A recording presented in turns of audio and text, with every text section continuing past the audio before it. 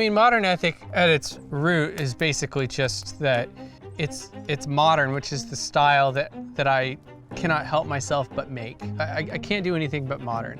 It just wouldn't be true to me if I tried to do a different style. And ethic was just really just echoing that. The strong set of feelings I have about how trees, forest, wood is procured and how sustainable the practices are around that, as well as the labor among people who build parts and other things. It was me trying to get at a higher standard for furniture products. And it feels like to me very little thought or actual care goes into choosing species of wood for their sustainability, or choosing finishes not for their durability, but finishes for their low environmental impact. I don't think people buy my products because they're expecting the pure perfection of something that comes from a huge factory that has this top of the line equipment. Like, I'm a guy making stuff in my shop on a machine that I designed and built entirely myself. I don't know, there's a personalness to it, you know? Like, I made every single part, and I think at the end of the day, it's about having a product that is at the quality that I'm comfortable giving to my customers.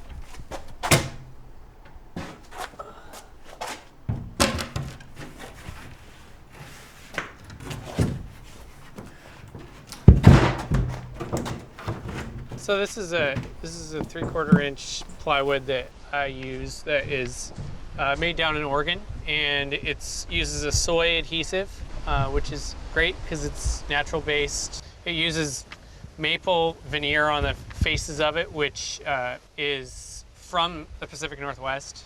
And then the inside of it's it's like fir and pine and things like that. I mean, it's really hard actually to find a plywood that is affordable enough for me to make with my stuff, and is also high enough quality to use, and is also sourced in the US. I'm trying to be selective about those things. I try and choose sources that are FSC certified, you know, that at least come from sustainable forests. And also I have concerns about some of the labor practices in other countries. And so the best way for me to do right by at least my own conscience is to choose American-made stuff when possible. Yeah, this is one of those situations where it'd be nice to have help, but I don't have help, and you gotta work alone and learn to make it work. So I'm gonna set this guy down.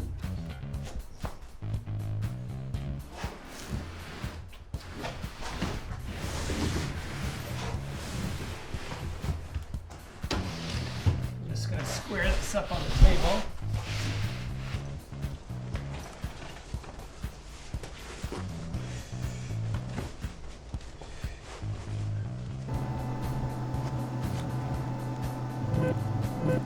I'm watching it very closely. I used to use a sheet of paper, and I would slide a piece of paper underneath the cutter. And once it caught the paper, then I knew I was 3/1000ths above the top of the board. I used to get really absorbed on my efficiency. Like, I gotta be more efficient. But I've taken a change in the past maybe 8-9 months where I don't think so much about perfect efficiency of myself as a human or of my processes. I think more about just getting good quality.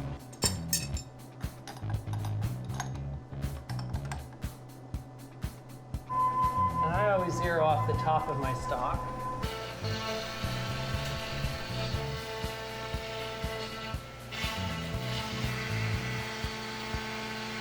Yeah, I mean, so the machine is a homemade machine, and because of that, a little bit of the quirks of the machine come out in the products that I make. but I work so hard to make everything as good as it can possibly be.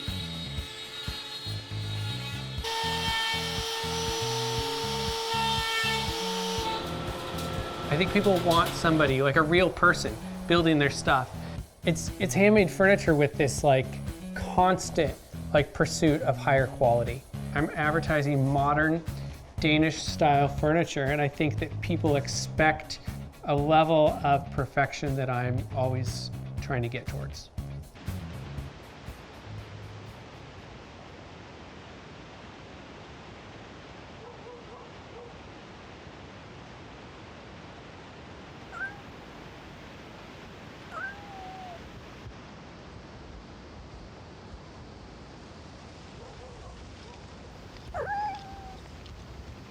All right, so basically what I'm doing here is aligning both halves here. I've got pins in it that tell it exactly where to be. Making sure everything fits. And I make sure that this guy fits and the crack looks good and even. Okay, so at this point, this is called a dry fit, when you just check and make sure everything fits and everything makes sense. I'll go ahead and glue. In this chair really tells the story in some ways at the beginning of my business. I wanted a chair for my own modern tastes for my home, and I needed a new dining chair. And I was looking further, and everything else that was cool and modern and different was really expensive. So I knew I wasn't going to be able to afford that. Then it just came what can I make? So I started sketching and modeling, and the chair has a lightness that I really wanted. It has a pretty minimalist aesthetic. There's no extra frills. Everything is flush trimmed. It's really clean, nice light wood. It looks really pleasing at the dinner table. It's just everything that I wanted personally in a chair. And now we're ready to go into the house and do the chair glue up.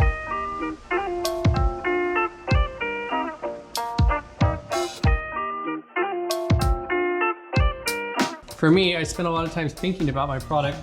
I design the products so they fit in standard boxes and so that they ship relatively flat.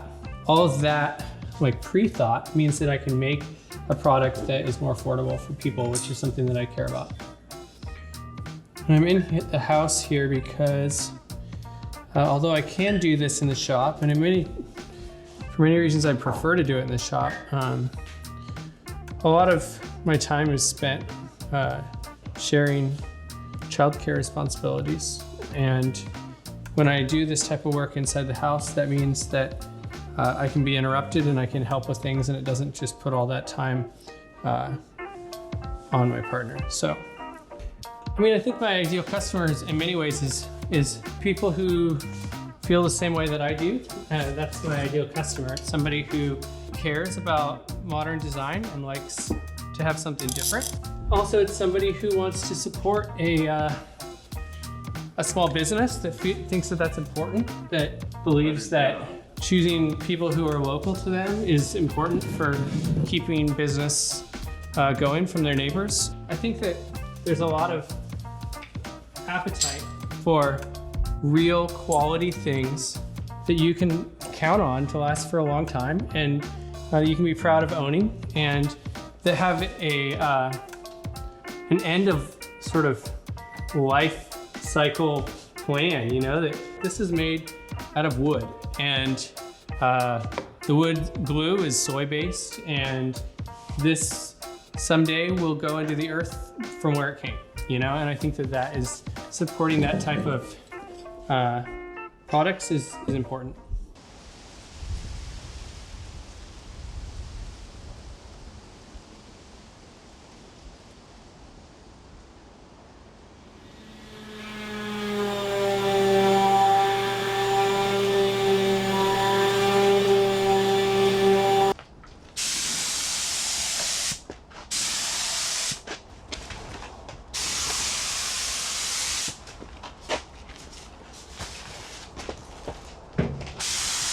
I think my goal in all things is to be kind to my body and to be kind to the earth. And so that means, when I think of the food that I want to eat, I'm thinking about foods that are as like natural and unaltered as I can, you know, just because I think that that is one of the best ways to do right by your body, and also the same thing for the earth, you know. And so I want to believe that I'm putting really good ingredients into my body because it's the only thing I've got. You know, there's a parallel to the furniture that I make, right? Like, I care a lot about making it from as pure ingredients as possible, and that's so that when the day comes where it's no longer wanted by the people that own it, that it can go to a landfill or whatever, and it's not going to be one of those things that lasts for 1,000 years. Like, it's going to deteriorate.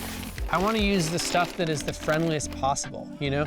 I don't want my products to go into people's homes and then be off-gassing for days as they have it in their homes. You know, like, I don't know about you, but I've bought stuff that was shipped from overseas, and I opened the box and I could smell it. And I could smell it, and it was so strong, right? And when you're smelling it, you're ingesting it, like you're taking that inside your body. And so when you take my stuff out of the box, like there's no smell. And it's because it off-gasses in the minutes following the application of the finish. And it's off-gassing the best possible materials that it can, because I use 0 VOC finishes. So those are, VOCs are volatile organic compounds. And in a nutshell, the less of those you can get, the more friendly the product you're using is for yourself and for the environment. 3 years ago, I started designing the machine, and it took me about a year to get it designed and built and be testing my first products. And then 2 years ago, I was cutting my first products. About a year ago, I started selling for the first time. But more than anything, like I'm actualizing that dream that I've set for myself, you know, 5, even 10 years ago, where I said, like, I'm not gonna spend my life in this cubicle. I refuse to believe that my value and my contribution to this world is gonna be through staring at a screen. Like, it's not the way that I wanna experience life.